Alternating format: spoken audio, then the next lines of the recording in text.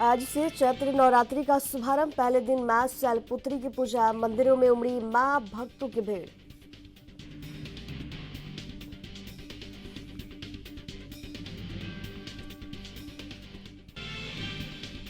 PM Modi आज करेंगे मन की बात। मन की बात कार्यक्रम का आज 120वां एपिसोड सुबह 11 बजे प्रसारित होगा। मन की बात कार्यक्रम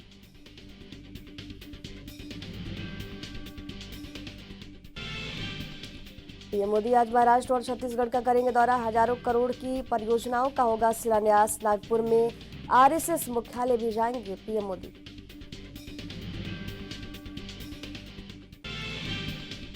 और झारखंड में मुख्तार गैंग का शूटर मारा गया। 2.5 लाख का इनामी अनुज कनौजिया ढेर। यूपी एसटीएफ और झारखंड पुलिस की संयुक्त कार्रवाई।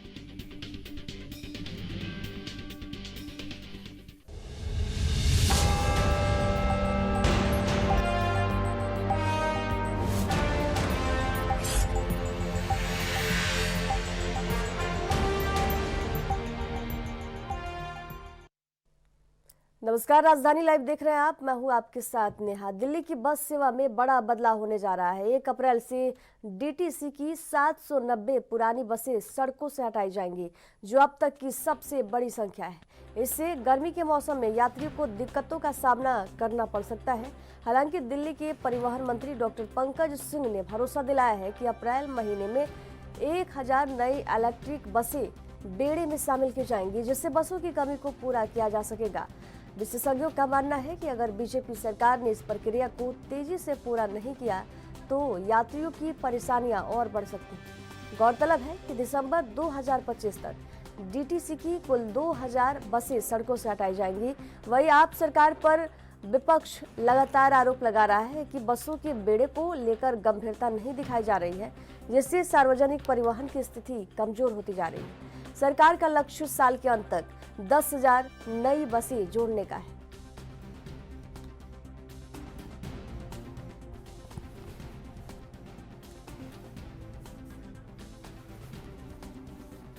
तो दिल्ली की बस सेवा में आज 1 अप्रैल से बड़ा बदलाव होने जा रहा है। 1 अप्रैल से डीटीसी की 790 पुरानी बसें सड़कों से हटाई जाएंगी, जो अब तक की सबसे बड़ी संख्या है।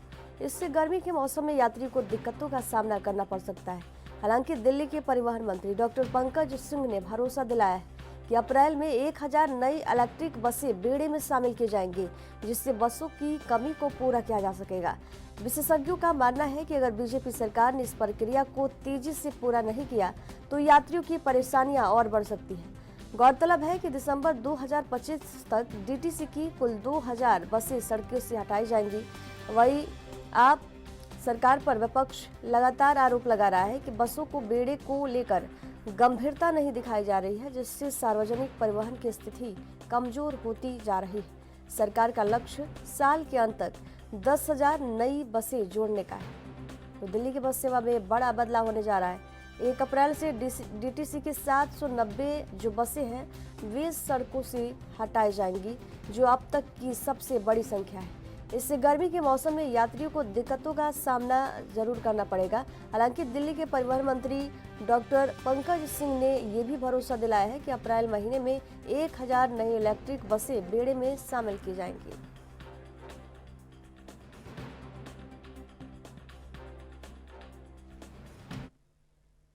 और इस पर ज्यादा जानकारी साझा करने के लिए संवाददाता दिल्ली से राजीव तिवारी हमारे साथ जुड़ गए हैं।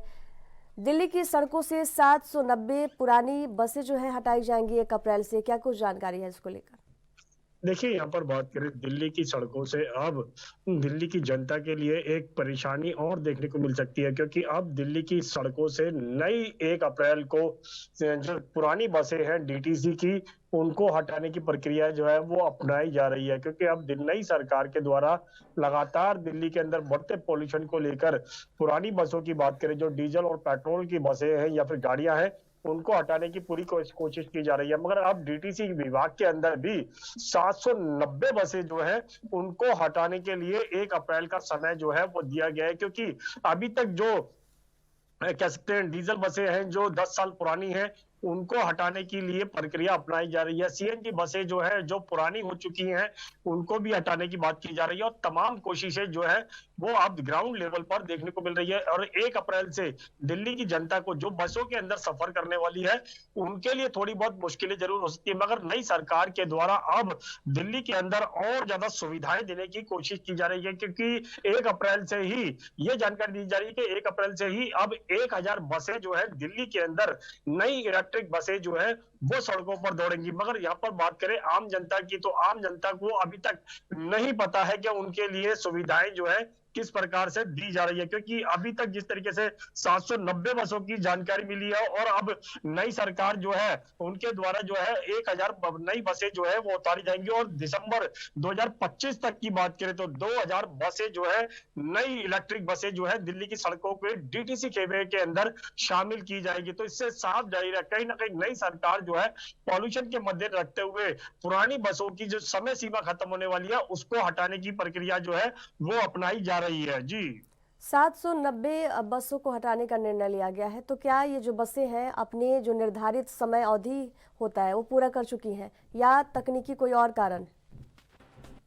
देखिए यहाँ पर बात करें पॉल्यूशन के मद्दे रखते हुए बात करें या फिर कहें डीटीसी के अंदर जिस तरीके से पुरानी बसें जो जिनकी समय सीमा खत्म होने के बावजूद भी उनको नहीं हटाया गया था, मगर अब उनको हटाने के लिए डीटीसी विभाग या फिर कहें नई सरकार के द्वारा कदम उठाए जा रहे हैं। और क्योंकि लगातार पॉल्यूशन के मद्देनजर रखते हुए दिल्ली के अंदर तमाम ऐसे कैसे नियम जो है वो बनाए गए हैं, क्योंकि पेट्रोल गाड़ियों की बात करें तो वो 15 साल पुरानी गाड़ियां जो है उनको भी हटाने की प्रक्रिया अपनाई जा रही है और डीजल गाड़ियां जो है उनको हटाने के लिए भी 10 साल जो पुरानी गाड़ियां उनको भी हटाया जा रहा है। मगर यहाँ पर 1 अप्रैल से आम जनता के लिए भी संदेश जो है वो नई सरकार के द्वारा दिया गया था, क्योंकि ये कहा गया था कि पेट्रोल पंप पर जो 15 साल और 10 साल पुरानी गाड़ियां होंगी उनको पेट्रोल और डीजल जो है वो नहीं उपलब्ध कराया जाएगा। जी, तो राजीव तिवारी हमारे साथ अभी बने रहेंगे। यहाँ वक्त है एक छोटे से ब्रेक के लिए, जल्द हाजिर होंगे। देखते रहिए ANB न्यूज।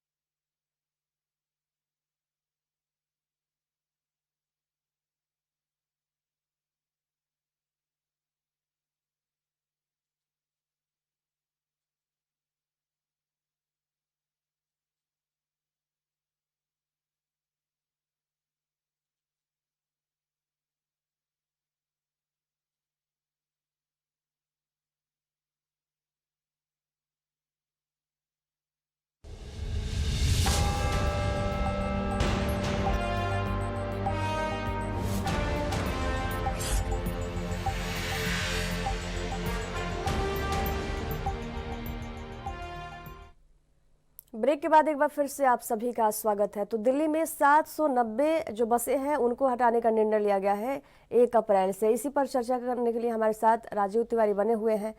790 बसें हटाई जाएंगी तो कहीं ना कहीं जो यात्री हैं उनको दिक्कतें आएंगी। तो अंतरिम व्यवस्था के रूप में क्या कुछ वैकल्पिक कोई वाहन उपलब्ध कराए गए हैं? दिल्ली के अंदर लगातार मुझे लगता है पुरानी बसों की बात करें जो डीटीसी के अंदर है, उनको प्रक्रिया जो है वो अपनाई जा रही है और 1 अप्रैल से अब दिल्ली की सड़कों पर पुरानी बसें जो है जो डीटीसी के खेमे के अंदर है उनको नहीं परमिशन दी जाएगी चलने के लिए। मगर 2025 की बात करें, 2025 के अंदर लगातार जनवरी से लेकर मार्च तक की जो संख्या जो महीने हैं उसमें 790 बसें जो है वो हटाने की बात की गई है और अप्रैल से मई तक की बात करें तो मई तक 476 बसें जो है वो हटाई जाएंगी और जून से लेकर सितंबर तक 924 बसें जो है वो भी हटाई जाएंगी और अक्टूबर से दिसंबर तक की बात करें तो 239 बसें जो है वो हटाई जाएगी। और इसी प्रकार से 2026 के अंदर की बात करें, 2026 के अंदर जनवरी से लेकर मार्च तक 108 बसें जो है वो पुरानी बसें को डीटीसी के खेमे से हटाया जाएगा। अप्रैल से मई तक की बात करें तो 15 बसें हटाई जाएंगी, जून से सितंबर तक 10 बसें हटाई जाएंगी और अक्टूबर से दिसंबर तक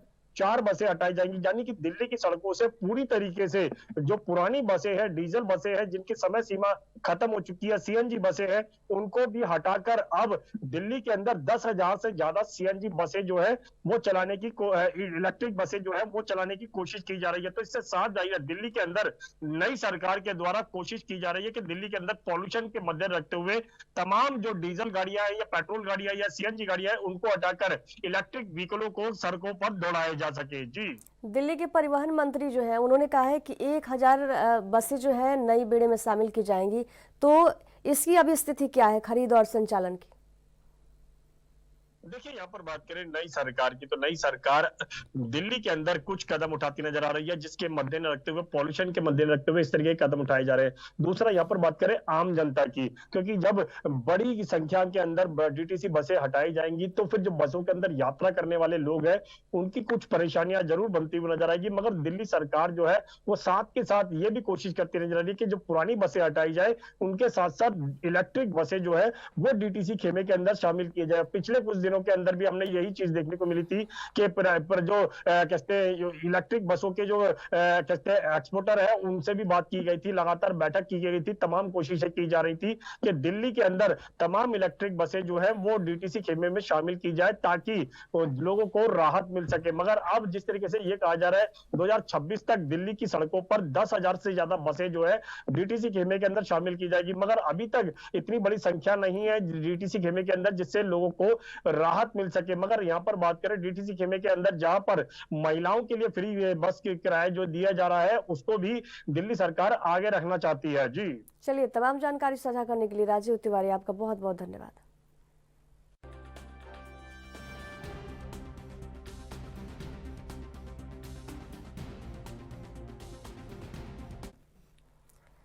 चैत्र नवरात्रि का शुभारंभ आज से हो चुका है और भक्तगण पूरे भक्ति भाव से मां दुर्गा की आराधना में लीन है। पहले दिन मां शैलपुत्री की पूजा की जाती है जिसका विशेष महत्व माना जाता है। आज के दिन कलश स्थापना का विशेष मुहूर्त सुबह 6:13 से शुरू हो गया है और 10:22 तक रहेगा।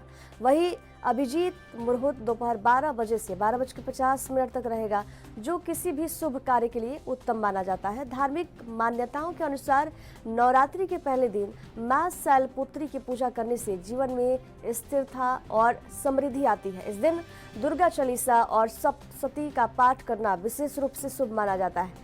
मां शैलपुत्री को मिठाई और खीर का भोग लगाने से उनकी विशेष कृपा प्राप्त होती है। साथ ही आज का शुभ रंग लाल है, जिसे धारण करने से सकारात्मक ऊर्जा बढ़ती है। भक्तों को इस दिन मंत्र की जाप करने की सलाह दी जाती है जिससे मन को शांति, आत्मबल की प्राप्ति होती है।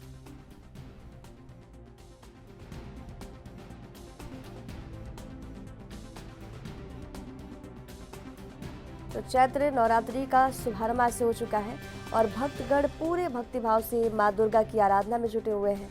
पहले दिन मां शैलपुत्री की पूजा की जाती है जिसका विशेष महत्व माना जाता है। धार्मिक मान्यताओं के अनुसार नवरात्रि के पहले दिन मां शैलपुत्री की पूजा करने से जीवन में स्थिरता और समृद्धि बनी रहती है। इस दिन मां दुर्गा चालीसा और सप्तशती का पाठ करना विशेष रूप से शुभ माना जाता है। मां शैलपुत्री को मिठाई और खीर का भोग लगाने से उनकी विशेष कृपा प्राप्त होती है। साथ ही आज का रंग जो है शुभ लाल है, जिसे धारण करने से सकारात्मक एनर्जी मिलती है और भक्तों की मन की शांति मिलती है। तो आज चैत्र नवरात्रि का शुभारंभ हो चुका है आज से, और भक्तगण जो है पूरे भक्ति भाव से माँ दुर्गा की आराधना में लीन है। पहले दिन माँ शैलपुत्री की पूजा की जाती है, जिसका विशेष महत्व माना जाता है। आज के दिन कलश स्थापना का विशेष शुभ मुहूर्त सुबह 6:13 से शुरू हो चुका है और 10:22 तक रहेगा। वही अभिजीत मुहूर्त जो है दोपहर 12 बजे से 12:50 तक रहेगा, जो किसी भी शुभ कार्य के लिए उत्तम माना जाता है।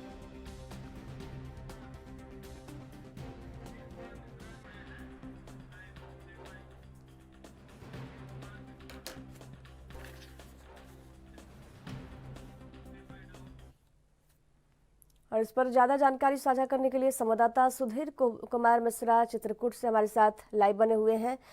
चैत्र नवरात्रि का शुभारंभ आज से हो चुका है। पहले दिन मां शैलपुत्री की पूजा का विशेष महत्व क्या है? जी नेहा जी, देखिए इस समय हम चित्रकूट के जो माँ ये जो 9 दिन का व्रत होता है और नवरात्रि, ये चैत्र नवरात्रि का जो व्रत है ये आज से प्रारंभ हो गया है और आज पहले दिन माँ शैलपुत्री की पूजा होती है। मेरे बैकग्राउंड में पीछे यहाँ पे माता का मंदिर है और यहाँ पे लगातार श्रद्धालु पहुंच रहे हैं और श्रद्धालुओं में कहीं ना कहीं खासा उत्साह यहाँ पे देखने को मिल रहा है। लगातार यहाँ पे महिलाएं हैं और वो माँ को जल अर्पित कर रही हैं, पूजन अर्चन कर रही हैं और पूरे परिवार की मंगल कामना के लिए माता से कहीं ना कहीं जो उनके मन में जो एक मन्नत है उसको भी कहीं ना कहीं माँ से अपनी बात और इसमें व्रत रख के कहने का भी काम कर रही है। यहाँ पे लगातार जो महिलाएं हैं वो माँ को जल, सिंदूर, चुनरी, नारियल आदि जो पूजा वस्तुएं हैं वो माँ को अर्पित करके और यहाँ पे पूजा कर रही हैं। वहीं जो ये मुहूर्त की बात है, तो जो मुहूर्त था वो सुबह 6:30 बजे से लेके और लगभग 8:30 बजे तक का ये बेहद महत्वपूर्ण मुहूर्त था। इस मुहूर्त में लगातार यहाँ पे श्रद्धालु पहुंच रहे हैं और पूजन अर्चन कर रहे हैं। वहीं अगर हम पूरे उत्तर प्रदेश की बात करें तो पूरे उत्तर प्रदेश में जो शक्तिपीठ है वो कुल 5 हैं, जिसमें चित्रकूट की माँ शिवानी शक्तिपीठ है। वहां ये चित्रकूट की माँ शिवानी शक्तिपीठ और चाहे हम विंध्याचल की बात करें माँ विंध्यवासिनी की, या फिर वृंदावन माँ विशालाक्षी जो शक्तिपीठ है उनकी बात करें, या कड़े धाम कौशाम्बी माँ शीतला की बात करें, इस प्रकार से 5 शक्तिपीठ हैं और इनका बेहद महत्वपूर्ण है महत्व है। इस समय ये 9 दिन लगातार यहाँ पे जो हिंदू धर्म में सनातन संस्कृति को मानने वाले लोग हैं वो ये 9 दिन पूरी पवित्रता के साथ व्रत रखते हैं। व्रत जो महिलाएं हैं वो महिलाओं में कुछ ज्यादा ही ये जो 9 दिन का व्रत होता है इसमें महिलाएं काफी स्वच्छता पवित्रता का ध्यान रखते हुए 9 दिन तक, कुछ महिलाएं होती हैं जो बिना अन्न ग्रहण किए 9 दिन व्रत रखती हैं और कुछ फलहारी रूप में जो श्रद्धालु होते हैं, आस्थावान लोग होते हैं, वो फलहारी रूप में 9 दिन व्रत रखते हैं। और कहीं ना कहीं ये आज पहला दिन है, ये बड़ा पर्व है, चैत्र की नवरात्रि है।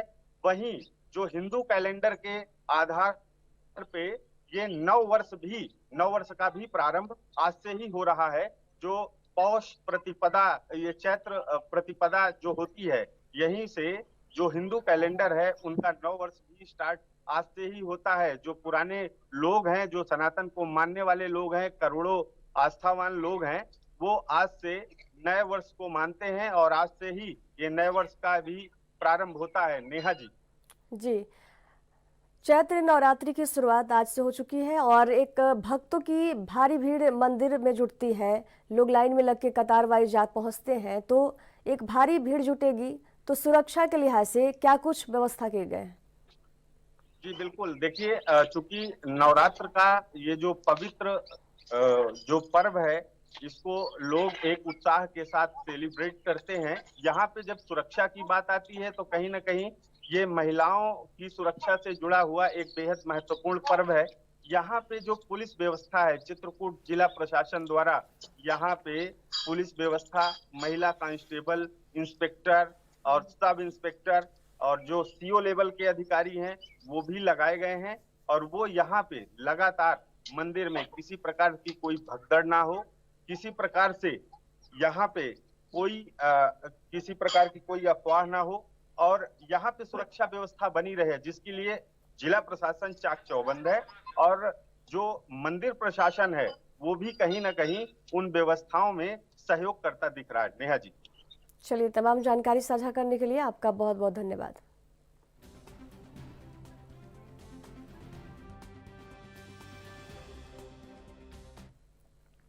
यार रुकेंगे एक छोटे से ब्रेक के लिए, जल्द हाजिर होंगे। देखते रहिए राजधानी लाइव।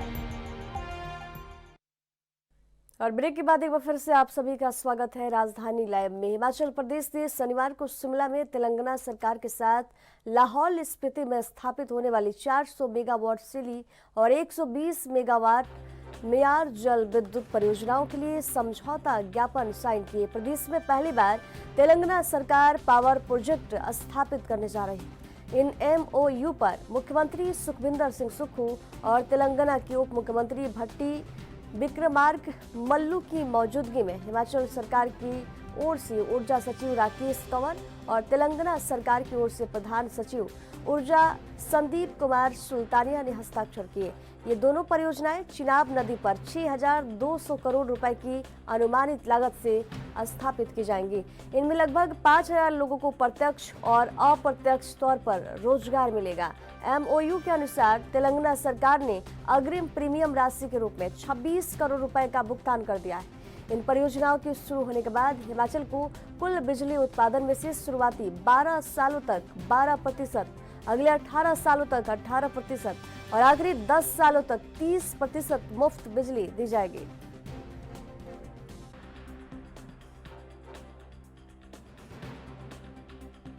और इस पर ज्यादा जानकारी साझा करने के लिए ब्यूरो चीफ टीना ठाकुर जी हमारे साथ हिमाचल से फोन लाइन पर बनी हुई हैं। हिमाचल ने शिमला में तेलंगाना सरकार के साथ लाहौल स्पीति में स्थापित होने वाली 400 मेगावाट सेली और 120 मेगावाट मेयार जल विद्युत परियोजनाओं के लिए समझौता ज्ञापन साइन किया है। क्या कुछ जानकारी है इसको लेकर? बिल्कुल नेहा, देखिए ये समझौता जो हुआ है हिमाचल प्रदेश के ऊर्जा क्षेत्र में एक बहुत बड़ा कदम इसको माना जा रहा है। पहली बार किसी अन्य राज्य ने यहाँ पे निवेश किया है जल विद्युत परियोजना में। और ये जो MOU है सेली जल विद्युत परियोजना है 400 मेगावाट की और मेयार जल विद्युत परियोजना 120 मेगावाट की। लाहौल स्पीति की चिनाब नदी पर ये दोनों जो परियोजनाएं हैं ये बनेंगी और अनुमानित लागत कुल है 6200 करोड़ रुपए की मानी जा रही है। और ये माना जा रहा है कि रोज लगभग प्रत्यक्ष और अप्रत्यक्ष रूप से 5,000 लोगों को इन परियोजनाओं से जो है रोजगार मिलेगा। और यहाँ पे जो है मुख्यमंत्री खुद इस दौरान मौजूद रहे थे और तेलंगाना के मुख्यमंत्री भट्टी विक्रमार्का मल्लुक भी यहाँ पे उपस्थित रहे।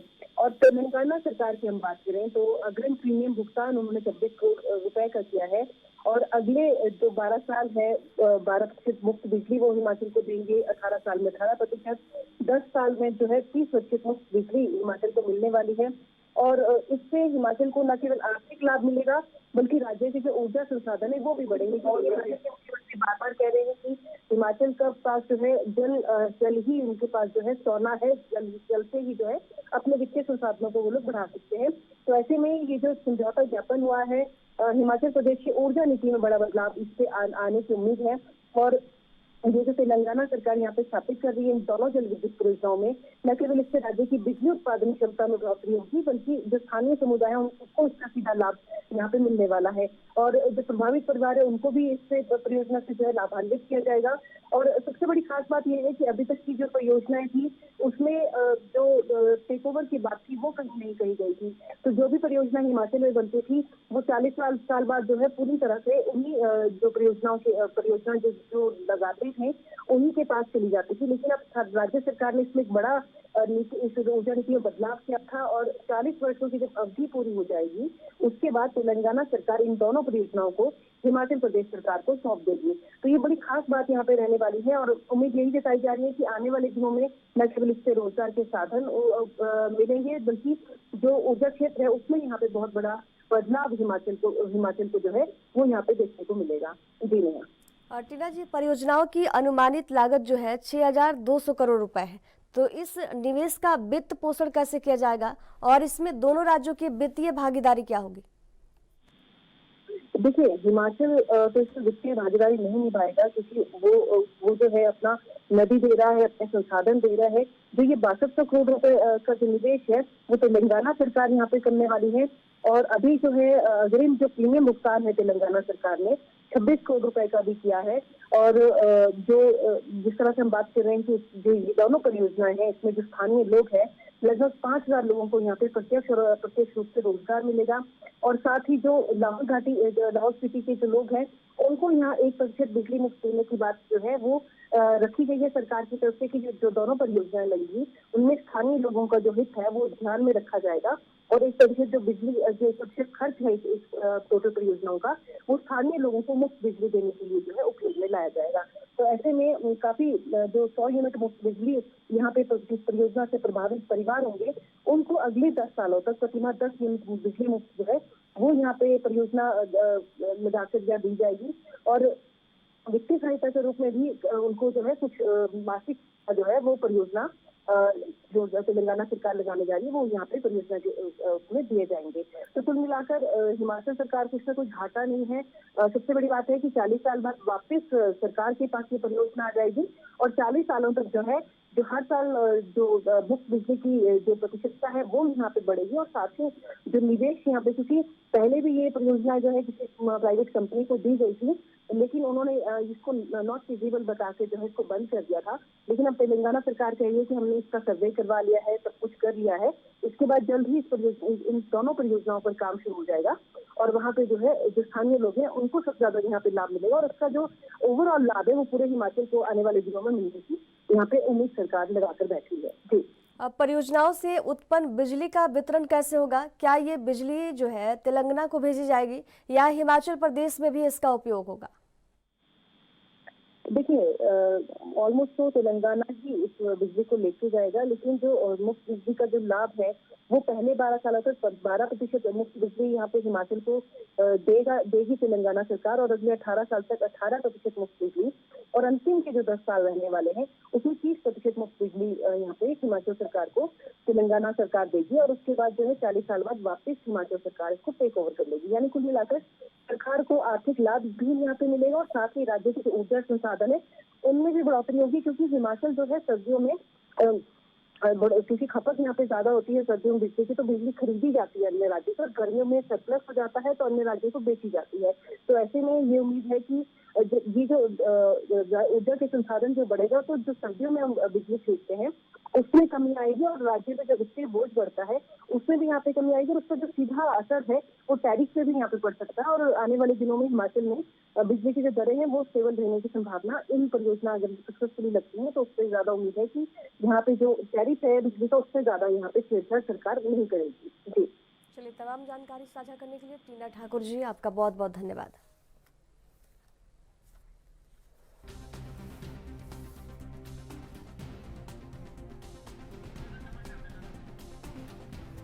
तो हिमाचल प्रदेश ने शनिवार को शिमला में तेलंगाना सरकार के साथ लाहौल स्पीति में स्थापित होने वाली 400 मेगावाट सेली और 120 मेगावाट मियार जल विद्युत परियोजनाओं के लिए समझौता ज्ञापन साइन किए हैं। प्रदेश में पहली बार तेलंगाना सरकार पावर प्रोजेक्ट स्थापित करने जा रही है। इन एमओयू पर मुख्यमंत्री सुखविंदर सिंह सुक्खू और तेलंगाना के उप मुख्यमंत्री भट्टी विक्रमार्क मल्लू की मौजूदगी में हिमाचल सरकार की ओर से ऊर्जा सचिव राकेश कंवर तथा तेलंगाना सरकार की ओर से प्रधान सचिव ऊर्जा संदीप कुमार सुल्तानिया ने हस्ताक्षर किए हैं।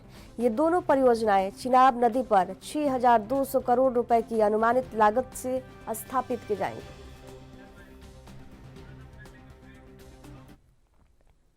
यहाँ रुकेंगे एक छोटे से ब्रेक के लिए, जल्द हाजिर होंगे। देखते रहिए राजधानी लाइव।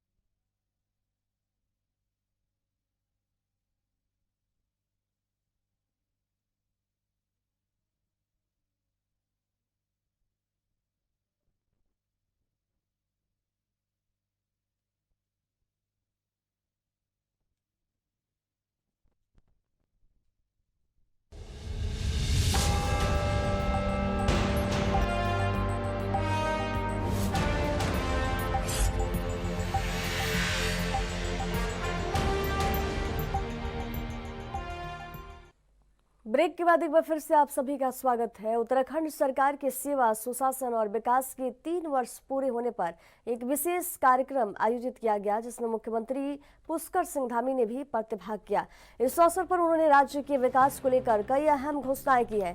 कार्यक्रम के दौरान मुख्यमंत्री ने बहुउद्देशीय शिविर का अवलोकन किया, जहाँ जन समस्याओं के समाधान पर विशेष जोर दिया गया। साथ ही मुख्यमंत्री ने घोषणा की कि राज्य स्थापना के 25 साल पूर्ण होने के उपलक्ष्य में प्रदेश के शहरों में देवभूमि सिल्वर जुबली पार्क का निर्माण किया जाएगा। मुख्यमंत्री पुष्कर सिंह धामी ने कहा कि राज्य सरकार समग्र विकास के लिए हर क्षेत्र में तेजी से काम कर रही है। प्रदेश के शहरों से लेकर सुदूर गांव तक सड़कों का जाल बिछाया जा रहा है, जिससे संपर्क सुविधाएं बेहतर हो रही हैं। इसके अलावा मुख्यमंत्री ने ऋषिकेश कर्णप्रयाग रेल लाइन परियोजना की प्रगति पर भी चर्चा की और बताया कि जल्द ही पहाड़ों में रेल सेवा का सपना साकार होने वाला है। राज्य में एयर कनेक्टिविटी को मजबूत करने के लिए उड़ान योजना के तहत देहरादून, अल्मोड़ा, उत्तरकाशी, गौचर और पिथौरागढ़ सहित 12 नगरों में हेली सेवाएं शुरू की गई, जिससे आवागमन और पर्यटन को बढ़ावा मिलने की उम्मीद है।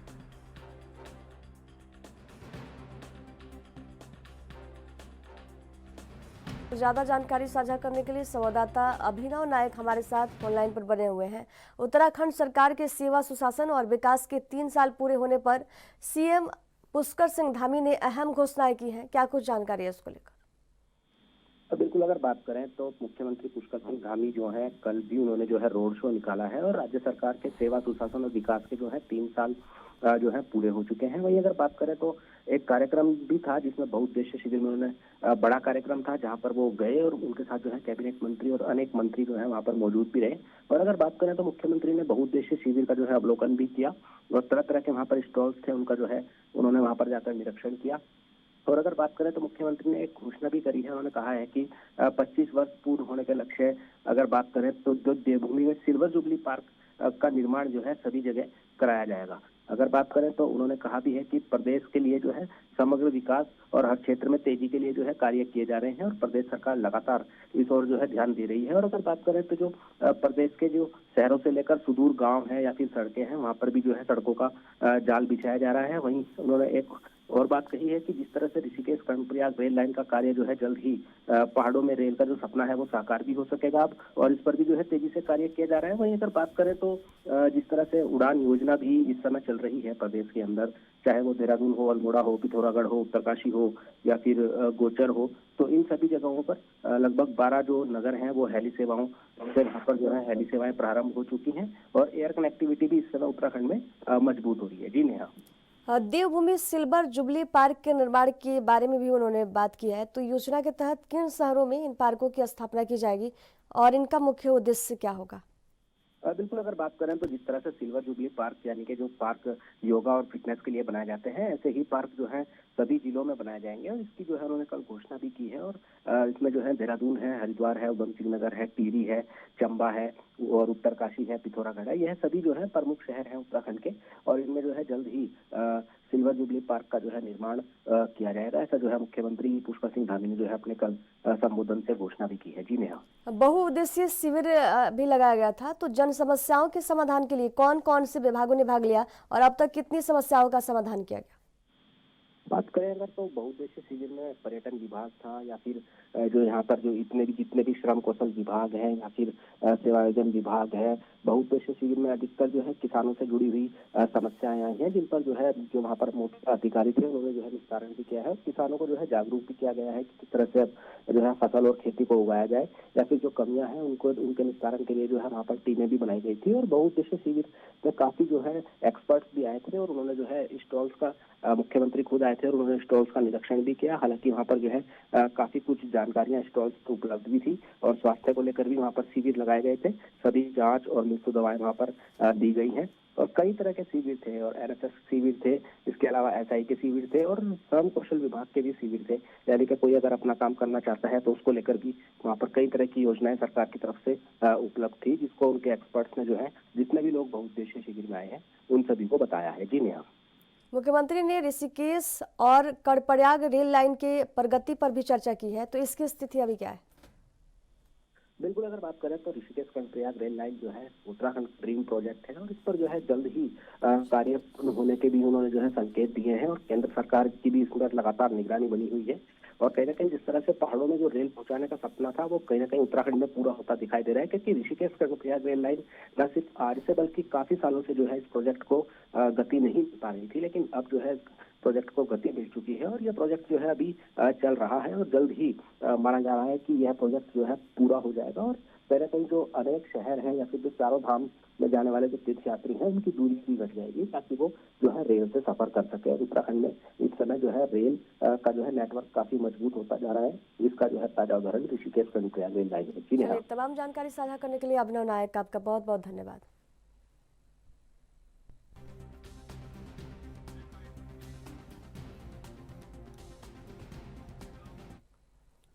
और प्रधानमंत्री नरेंद्र मोदी बुनियादी ढांचे के विकास और अस्थायी आजीविका को बढ़ाने के लिए अपनी प्रतिबद्धता को आगे बढ़ाते हुए आज छत्तीसगढ़ के बिलासपुर जिले में पहुंच रहे हैं।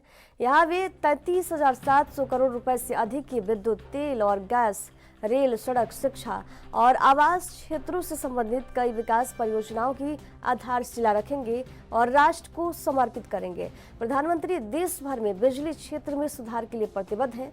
इसी कड़ी में वे सस्ती और विश्वसनीय बिजली उपलब्ध कराने और छत्तीसगढ़ को बिजली उत्पादन में आत्मनिर्भर बनाने के लिए कई अहम कदम उठाएंगे। बिलासपुर में स्थित एनटीपीसी की सीपत सुपर थर्मल पावर परियोजना चरण 3 की आधारशिला भी रखी जाएगी, जिसकी अनुमानित कीमत 9,790 करोड़ रुपए से अधिक है। ये परियोजना अत्याधुनिक अल्ट्रा सुपर क्रिटिकल तकनीक पर आधारित होगी, जिससे बिजली उत्पादन दक्षता में वृद्धि होगी।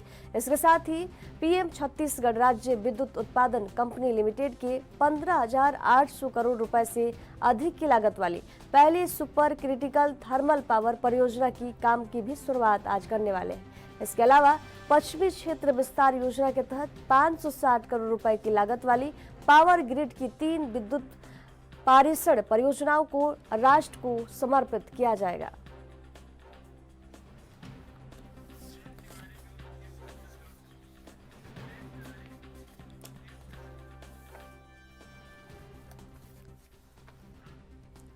और इस पर ज्यादा जानकारी साझा करने के लिए ब्यूरो चीफ अखिलेश तिवारी हमारे साथ फोन लाइन पर बने हुए हैं। प्रधानमंत्री मोदी का छत्तीसगढ़ दौरा है, क्या कुछ जानकारी है इसको लेकर? बिल्कुल निश्चित तौर पे सुशील प्रधानमंत्री आज मुहभट्टा बिलासपुर स्थित बिल्हा क्षेत्र में आयोजित कार्यक्रम में शामिल होंगे और निश्चित तौर पे 33,700 करोड़ रुपए की जो सौगात है वो आज मिलने वाली है छत्तीसगढ़ को, जिसमें सबसे खास बात यह है कि राजधानी से जुड़े होने वाले अलग अलग जो ब्लॉक हैं, खास तौर से जैसे अभनपुर से आवागमन काफी तेज होती है, उस स्थानों को लेकर के रेल लाइन बिछाने का जो प्लान है वो निश्चित तौर पे दिखाई पड़ रही है। पावर प्लांट जो है ताकि छत्तीसगढ़ को और समृद्ध और विकास की ओर लेकर के जाया जा सके, क्योंकि 31,000 मेगावाट जो बिजली की सप्लाई है वो दूसरे राज्यों को छत्तीसगढ़ से मिलती है। तेलंगाना हो, चाहे मध्य प्रदेश हो, चाहे अन्य क्षेत्र हो, चाहे वो किसी अन्य दिल्ली तक के जो बिजली की जो लाइन है वो छत्तीसगढ़ से तैयार की जाती है। निश्चित तौर पे एक बड़ी उपलब्धि है और छत्तीसगढ़ को 33,700 करोड़ की जो सौगात है वो निश्चित तौर पे छत्तीसगढ़ के विकास और उत्थान की परिचर्चा में शामिल है। जी, एनटीपीसी की सीपत सुपर थर्मल पावर परियोजना चरण 3 की भी आधारशिला रखी जाएगी, तो इस परियोजना की विशेषता क्या है और इससे छत्तीसगढ़ को क्या लाभ मिलेगा?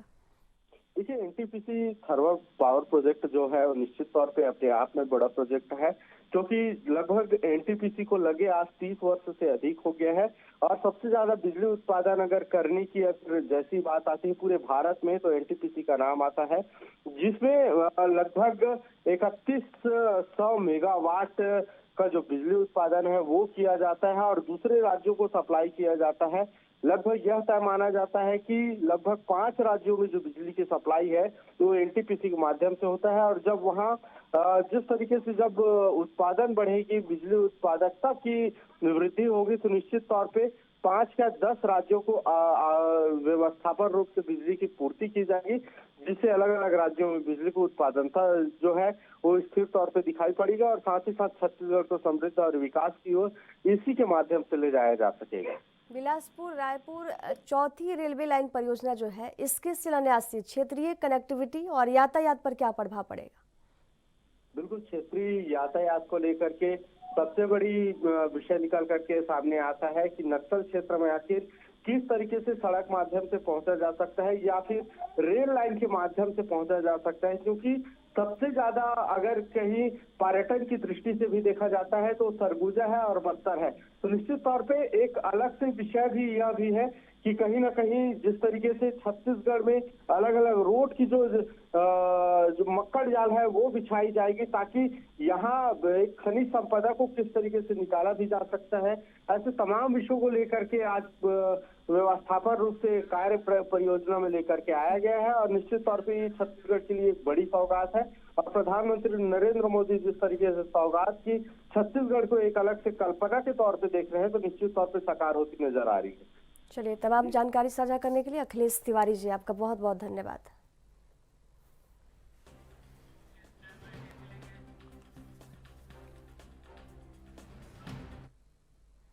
आज आम आदमी पार्टी के पंजाब प्रभारी मनीष सिसोदिया पटियाला का दौरा कर रहे हैं। उनके इस दौरे को नवरात्रों की शुरुआत के साथ साथ संगठन को मजबूत करने के लिहाज से भी अहम माना जा रहा है। मनीष सिसोदिया सुबह 9 बजे पटियाला के प्रसिद्ध काली माता मंदिर में माथा टेकेंगे और पूजा अर्चना भी करेंगे। इसके दौरान उनके साथ पंजाब सरकार के मंत्री डॉक्टर बलबीर सिंह, पटियाला के विधायक अजीत पाल सिंह कोहली, चेयरमैन हरचिंद सिंह बरसट और मेयर कुंदन गोगिया भी मौजूद रहेंगे। ये दौरा धार्मिक आस्था और सियासी रणनीति दोनों ही नजरियों से महत्वपूर्ण माना जा रहा है। सिसोदिया का ये दौरा आगामी चुनाव के मद्देनजर पार्टी संगठन को और मजबूत करने का प्रयास है।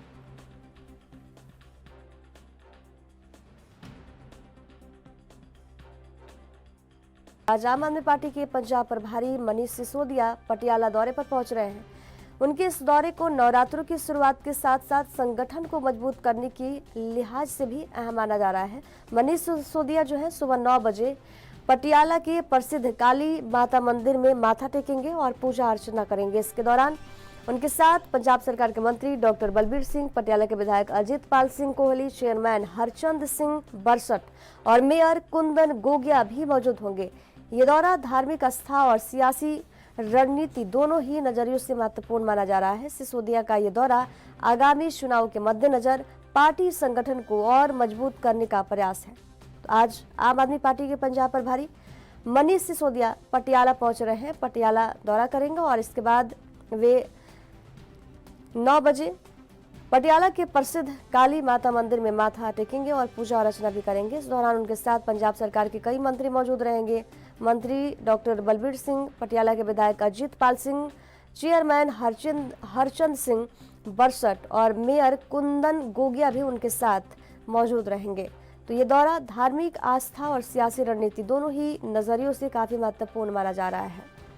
तो आज आम आदमी पार्टी के पंजाब प्रभारी मनीष सिसोदिया पटियाला का दौरा कर रहे हैं। उनके इस दौरे को नवरात्रों की शुरुआत के साथ साथ संगठन को मजबूत करने के लिहाज से भी अहम माना जा रहा है।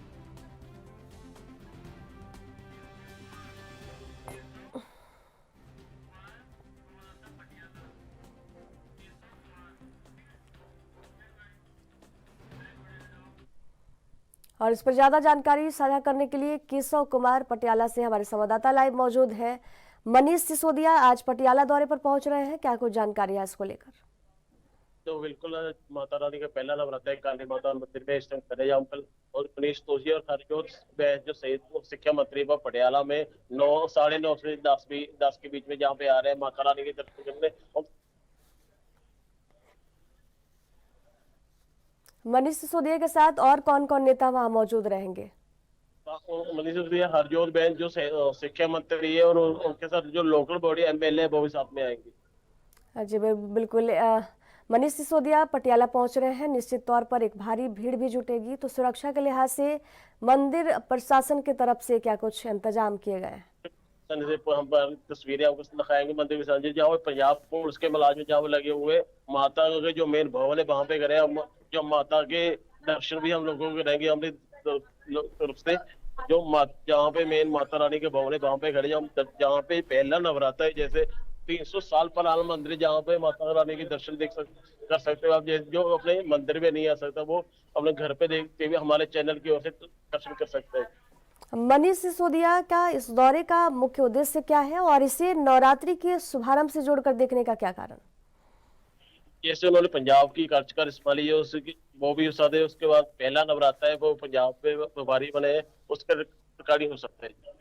इस दौरे के दौरान पंजाब सरकार के मंत्री जो है डॉक्टर बलबीर सिंह, विधायक अजित पाल सिंह कोहली, चेयरमैन हरचंद सिंह बरसट और मेयर कुंदन गोगिया की उपस्थिति पार्टी के संगठनात्मक ढांचे और एकजुटता को कैसे दर्शा रही है? जो आपको पहले ही बोला 10 से साढ़े 9 के 10 के बीच में वो आएंगे और हरजोत बैस जो मनीष सिसोदिया जी वो आएंगे और देखते हैं वो क्या ऐलान करते हैं मंदिर के लिए क्या तय कर देते हैं और पंजाब को खास क्या ऐलान करते हैं। चलिए, तमाम जानकारी साझा करने के लिए केशव कुमार आपका बहुत बहुत धन्यवाद।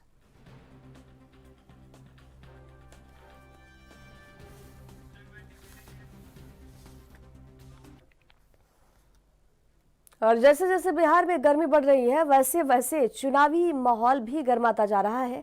बिहार विधानसभा चुनाव 2025 को लेकर सियासी हलचल तेज हो गई है। सत्ता हासिल करने के लिए एनडीए और महागठबंधन दोनों ही अपनी पूरी ताकत झोंक रहे हैं। बिहार विधानसभा चुनाव 2025 में अपनी जीत सुनिश्चित करने के लिए एनडीए ने कमर कस ली है। बीजेपी ने घोषणा की है कि वे 225 सीटें जीतकर सरकार बनाएगी। इसी लक्ष्य को हासिल करने के लिए केंद्रीय गृह मंत्री अमित शाह 2 दिवसीय दौरे पर पटना पहुंच रहे हैं। उन्होंने बीजेपी के विधायकों और कार्यकर्ताओं के साथ बैठक की और उन्हें जीत का मंत्र भी दिया। वहीं दूसरी ओर महागठबंधन भी अपनी रणनीति को धार देने में जुटा हुआ है। तेजस्वी यादव लगातार नीतीश सरकार पर हमलावर है और बिहार की जनता के सामने नई सोच के साथ नई सरकार का वादा कर रहे हैं। कांग्रेस भी बिहार में अपनी पकड़ मजबूत करने के लिए पूरी कोशिश कर रही है। कांग्रेस के राष्ट्रीय महासचिव राहुल गांधी आगामी 7 अप्रैल को पटना पहुंचने वाले हैं, जहां वे अपनी चुनावी रणनीति पर चर्चा करेंगे। अब बड़ा सवाल ये है कि बिहार की जनता इस चुनावी समर में किसी सत्ता के शिखर तक पहुंचाएगी। क्या एनडीए की 225 सीटों की रणनीति सफल होगी या फिर महागठबंधन कोई बड़ा उलटफेर करेगा? ये देखना बेहद दिलचस्प होगा।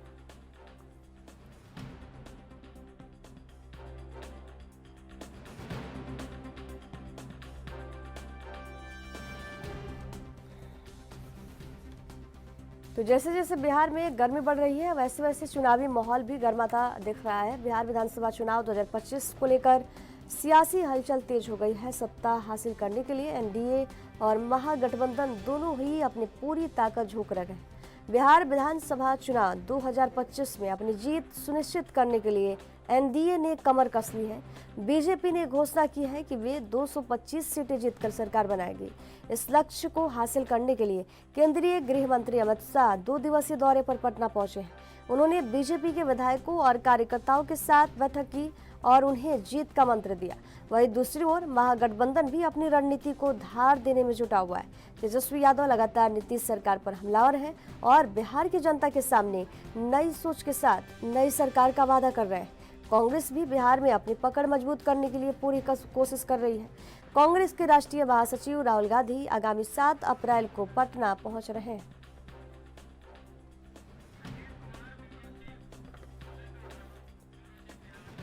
और इस पर ज्यादा जानकारी साझा करने के लिए ब्यूरो चीफ बिहार से सुरजीत कुमार हमारे साथ फोन लाइन पर बने हुए हैं। केंद्रीय गृह मंत्री अमित शाह 2 दिवसीय पटना दौरे पर पहुंचे हैं। उन्होंने बीजेपी और विधायकों के साथ बैठक भी की है, जीत का मंत्र भी दिया है। क्या कुछ जानकारी है इसको लेकर? जो बिहार में केंद्रीय गृह मंत्री अमित शाह जी पहुंच चुके हैं 2 दिवसीय दौरे पे, और कल जो है वहाँ बीजेपी कार्यालय में बीजेपी के जो कई बड़े नेता हैं, बिहार सरकार के दोनों मुख्यमंत्री और बिहार के प्रदेश अध्यक्ष दिलीप जायसवाल और उनके अलावा कई जो विधायक हैं और नेता हैं, उनके साथ अमित शाह ने बैठक की है। और बैठक में आगामी जो बिहार विधानसभा चुनाव होने हैं, उस चुनाव में क्या बीजेपी की रणनीति रहेगी, कैसे बीजेपी के कोर वोटरों को इकट्ठा किया जाए, और जो मंत्र मिला है कि 2025 में 225 सीट के साथ एनडीए सरकार बनेगी, उससे कैसे काम किया जाए, इसके बारे में विस्तार से उन्होंने बताया है अमित शाह ने, और उसी चर्चा कल हुई है। जी, केंद्रीय गृह मंत्री अमित शाह के बिहार दौरे का मुख्य उद्देश्य क्या है और इससे एनडीए की चुनावी तैयारियों पर क्या प्रभाव पड़ेगा? जी नेहा, बिल्कुल जिस तरीके से चुनाव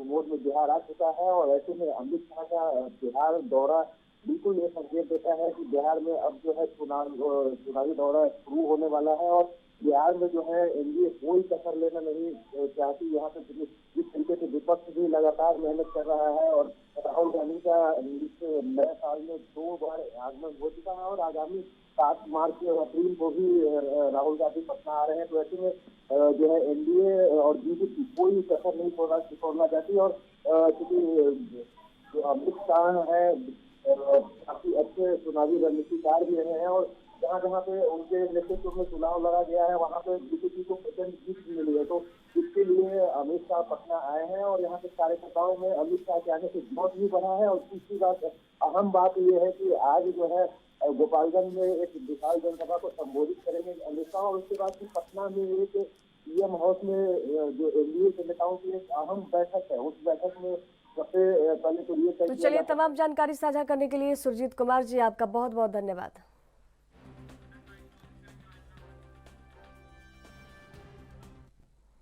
और हमारे साथ राजधानी लाइव में बस इतना ही। दीजिए जाने के साथ देखते रहिए एनबी न्यूज। नमस्कार।